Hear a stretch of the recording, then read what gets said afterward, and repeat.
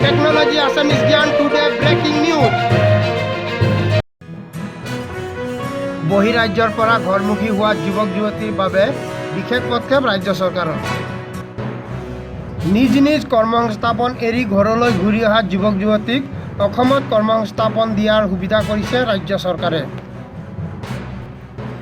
Job কাৰ্ডৰ জৰিয়তে সদ্যহতে কৰ্মসংস্থাপন দিয়াৰ প্ৰচেষ্টা ৰাজ্য চৰকাৰৰ। কৰোনা ভাইৰাছৰ কাৰণে লাখ লাখ লোকে নিজৰ কৰ্মসংস্থাপন এৰি অসমলৈ আহিব লগা হৈছে। সেইসকলক ভিন ভিন ক্ষেত্ৰত নিয়োজিত কৰি ৰাজ্যৰ গ্ৰাম্য অৰ্থনৈতিক টনকিয়াল কৰাৰ চিন্তা চৰ্চা কৰিছে ৰাজ্য চৰকাৰ।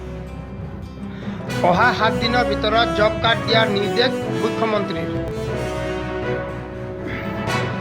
যিসকলে জব কাৰ্ড ল'ব বিচাৰে সেইসকল নিজ নিজ পঞ্চায়তৰ কাৰ্যালয়ত আবেদন কৰাৰ আহ্বান পঞ্চায়ত আৰু গ্ৰাম্য উন্নয়নৰ মন্ত্ৰী নৱ দলেৰ। দক্ষতা অনুসৰি যুৱক যুৱতীসকলক পঞ্চায়তকে ধৰি অন্য বিভাগত নিয়োজিত কৰিব।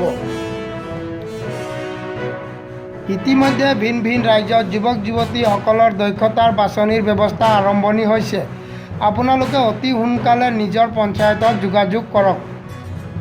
বন্ধুসকল, মই আপোনালোকক অনুৰোধ কৰিছোঁ আপোনালোকে এই ভিডিঅ'টো যিমান পাৰে শ্বেয়াৰ কৰিব যাতে সকলোৱে এই সুবিধাটো পায়।